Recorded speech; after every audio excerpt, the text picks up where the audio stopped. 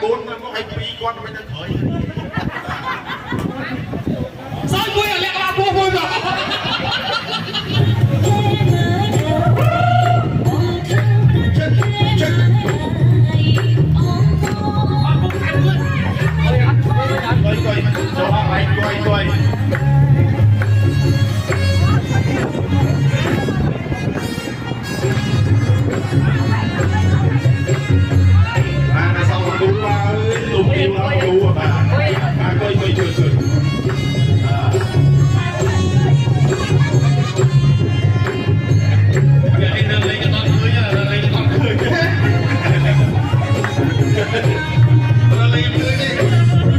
កជុំទៀតតែថារលេអត់ឃើញ